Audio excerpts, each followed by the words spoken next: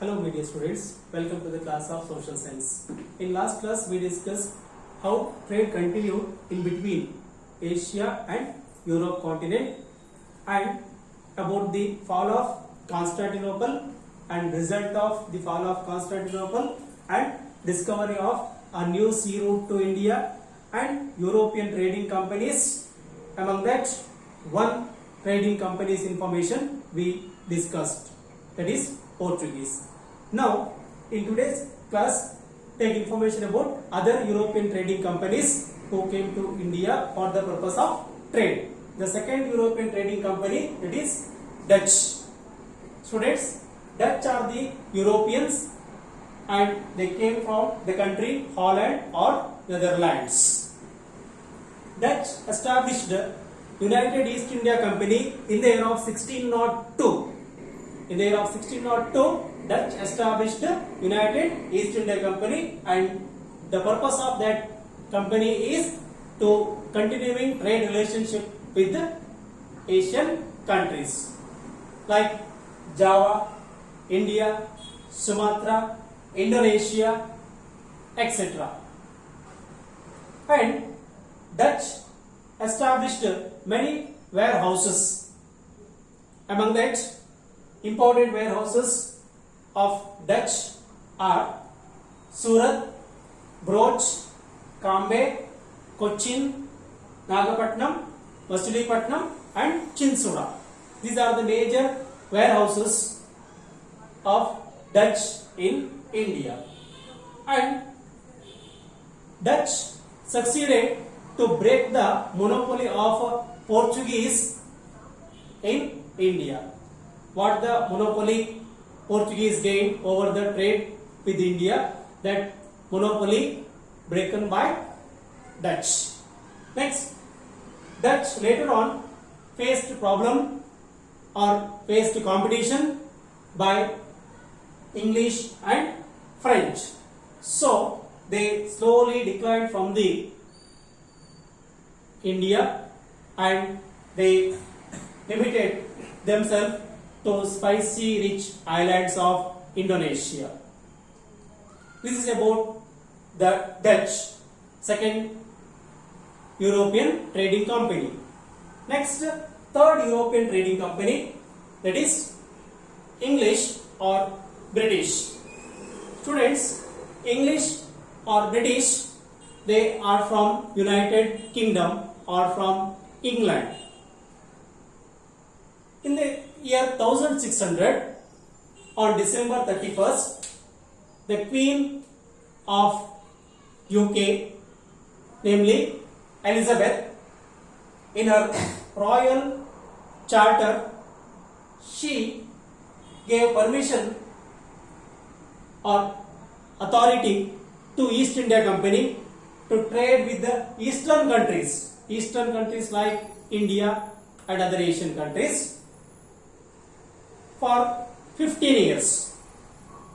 Queen Elizabeth gave permission or authority to East India Company to trade with eastern countries for 15 years on December 31st, 1600.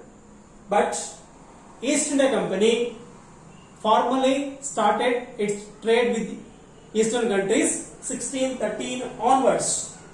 1613 onwards, East India Company formally started its trade contacts with Asian countries.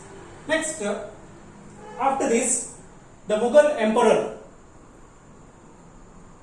Jahangir, who gave permission to East India Company to start first warehouse at a place called Surat of Gujarat state. British established their first warehouse at Surat. Who gave permission to British? Students here, Jahangir, the Mughal Emperor. Next, in the year of 1617, Sir Thomas Roe visited the royal charter of Jahangir and he came to India as a royal ambassador of the British Prince James I. Sir Thomas Roe, he was a royal ambassador of James I, and he came to the royal court of the Mughal Emperor Jahangir. What is the purpose of Sir Thomas over here? To request Jahangir to establish some more warehouses in Mughal control regions, and he succeeded also. Sir Thomas was succeeded to get permission from Jahangir to establish some more warehouses where the Mughal rulers had their control. After that, Jahangir gave permission to East India Company to start warehouses at Agra, Ahmedabad and Broch. Next, in the year of 1639, British took Madras from the king of Chandragiri, and they established a fort, namely Saint George Fort. Listen carefully, students. British took Madras, present Chennai of Tamil Nadu state, in the year of 1639 from the king of Chandragiri, and they built a strong fort. That fort name is Saint George Fort. And next, in the year of 1668, Charles II, the British prince Charles II, gave Bombay to East India Company as a gift, and by receiving rent, that is annually 10 pounds. Here Charles II gave Bombay to East India Company by getting annual rent of 10 pounds. Next, in the year of 1690, British purchased 3 villages. That villages are Sutanati, Kalikata and Govindapuram, and they built a strong fort around these places. That fort name is Fort William. Fort William is the fort built by British, and the city developed around that fort is called as present Kolkata or Calcutta. Next, by 17th century, British made Bombay, Madras and Calcutta as their center of presidencies. Bombay, Madras and Calcutta, 3 they made as their center of residencies. Next, by later 18th century, British made Calcutta as their capital city, or Calcutta they made as the center of administration of British in India. Next, and later on, they introduced their own civil and criminal procedure courts in India wherever they have their control. This is about the third European trading company, that is English or British. Next, we move to the last European trading company, that is French.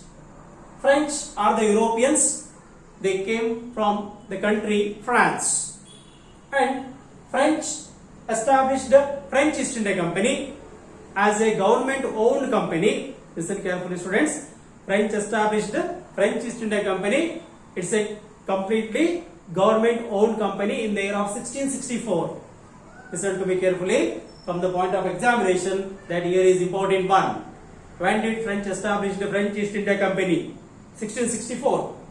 And in the year of 1668, French established their first factory or warehouse at a place called Surat of Gujarat state. Later on, French established some more warehouses in India. That warehouses are Machilipatnam, Chandranagar, Mahe, Karaikal, Kasim Bazar, Balasore. These are the major warehouses or factories French established in India. Next, in the year of 1674, French took Wali Kandapuram from the local Muslim official Wali Kandapuram, and they developed that city, and later on it renamed as Puducherry or Pondicherry, and that is the center of French administration in India. French administration made center of their administration in India, that is Puducherry or Pondicherry. Next, the French ambitious Governor General Dupleix, who came to India in the year of 1764 as a Governor General, he had high ambition. His ambition is to establish the French as the major power in South India. Among the European powers, French should stand at first. That was the aim of French Governor General Dupleix. So for that purpose, he struggled hard, and his ambition only reason for the beginning of Carnatic War. British and French fought each other to express their political power in India.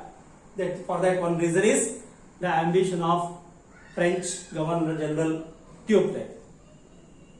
Students, hereby all the 4 European companies information be completed. In the next class, we will discuss about the Carnatic Wars. First Carnatic War, second Carnatic War, and the third Carnatic War. Thank you.